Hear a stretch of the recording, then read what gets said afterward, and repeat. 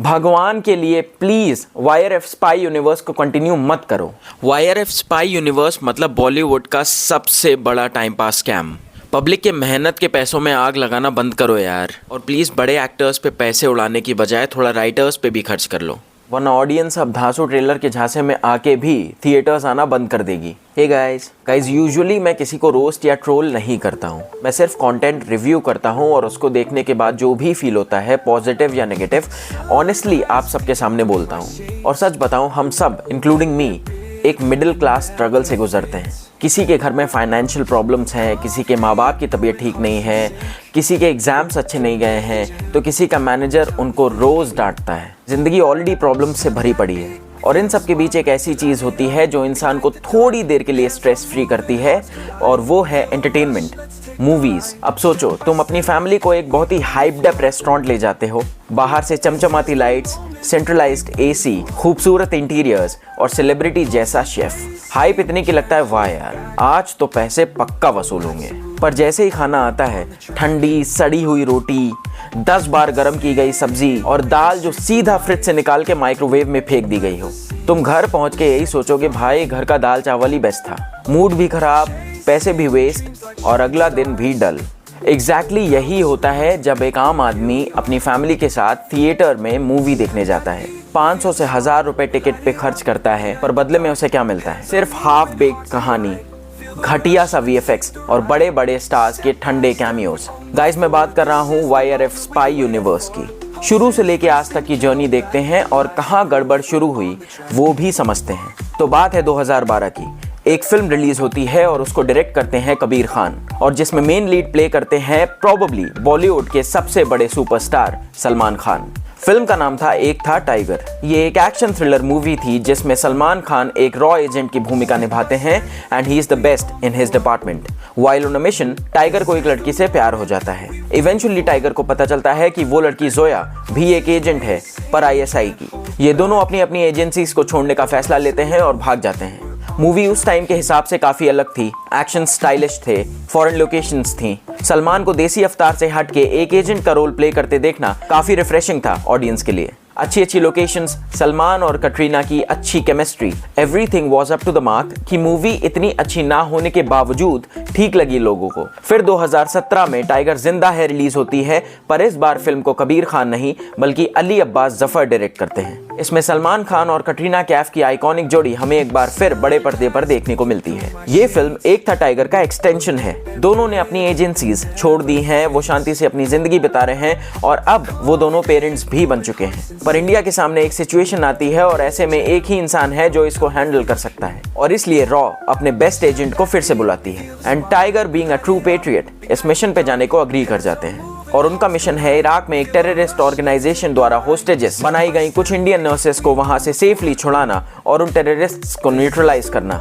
ये film 2014 abduction of Indian nurses by ISIL यानी Islamic state of Iraq and Levant पे based है। Mission पे होते हुए टाइगर को ये पता चलता है कि वहां सिर्फ इंडियन नर्सेस ही नहीं बल्कि पाकिस्तानी नर्सेस भी होस्टेज बनाई गई हैं। Therefore, Zoya also comes to save them, और ये मिशन रॉ और ISI मिलकर कंप्लीट करते हैं।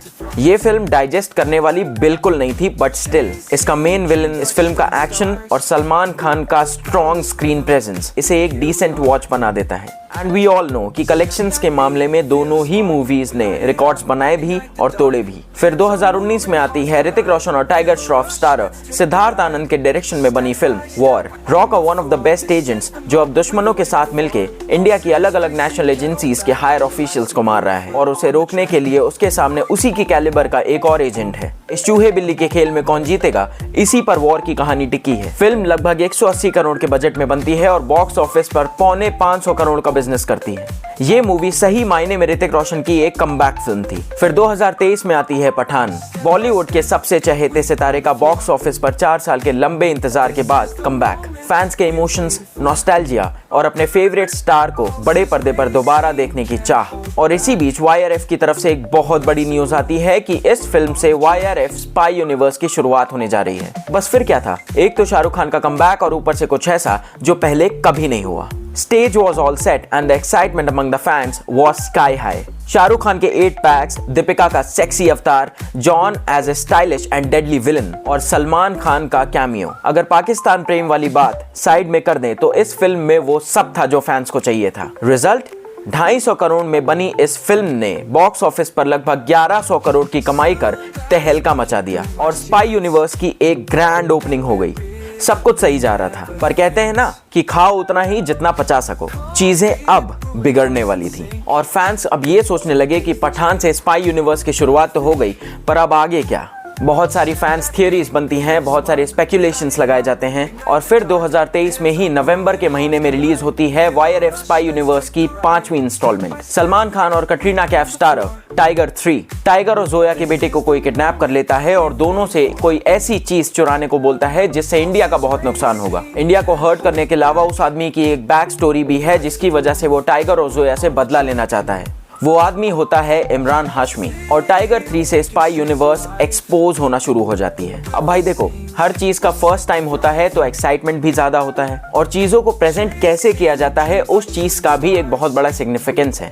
पठान में जिस पॉइंट पे टाइगर की एंट्री होती है, that whole sequence uplifted the movie. पर टाइगर 3 में पठान का कैमियो बहुत ही ठंडा जाता है और जरा भी मजा नहीं आता और यहीं से फैंस के बीच में एक डिसबिलीफ वाली फीलिंग शुरू होती है कि यार क्या यही था स्पाई यूनिवर्स। सिर्फ एक जगह पे एक बंदा फंस जाएगा, उसको बचाने दूसरा आएगा और इसी पे फिल्म बेची जा रही है। टाइगर 3 में Imran Hashmi is the only actor who shines, otherwise movie बहुत ही कमजोर थी। खैर, ये मूवी भी कलेक्शन के मामले में ठीक करती है। मूवी के एंड होते ही मिड क्रेडिट सीन में ऋतिक रोशन की एंट्री होती है जो एक ऐसे मिशन पे जा रहा होता है जहां उसे खुद को भूल के एक राक्षस बन जाना पड़ेगा और भोली भाली ऑडियंस ने ऋतिक से फिर होप्स लगाने शुरू कर दिए। फिर 14 अगस्त 2025 को रिलीज होती है वॉर 2 फर्स्ट पार्ट ब्लॉकबस्टर।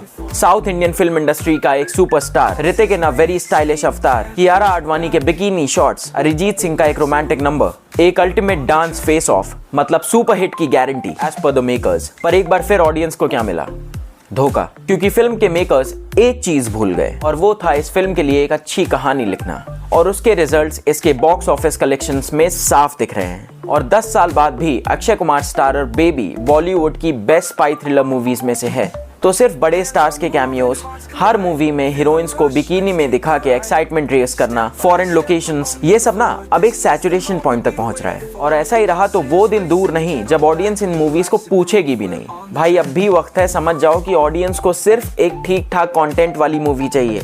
आप फिल्म बना रहे हो, कोई मेक माई ट्रिप या कॉन्डम का एड नहीं। महाअवतार नरसिम्हा, सैयारा, सू फ्रॉम सो, ये आइडियल एग्जांपल्स हैं कि बिना बजट, लोकेशंस और बड़ी स्टार कास्ट के भी फिल्म चलाई जा सकती है क्योंकि लोगों को सिर्फ अच्छा कंटेंट चाहिए। लोगों के पैसों की थोड़ी सी कद्र करो यार। और जब तक एक ठीक ठाक स्क्रिप्ट लॉक ना कर लो, भगवान के लिए प्लीज YRF स्पाई यूनिवर्स को कंटिन्यू मत करो। वेल, कंटिन्यूएशन से याद आया, स्पाई यूनिवर्स की अगली फिल्म जिसमें आलिया भट्ट, शर्वरी वाघ और बॉबी देओल काम करने वाले हैं, इस साल दिसंबर के महीने में रिलीज होने वाली है। लेट्स सी क्या होता है। As of now I am really disappointed और मुझे अब इस यूनिवर्स से और इसके फ्यूचर से कोई भी होप्स नहीं बचे हैं। I don't have anything more to say, just hope for the best and thank you so much for watching the video. मिलते हैं अगले वीडियो में, बाय बाय।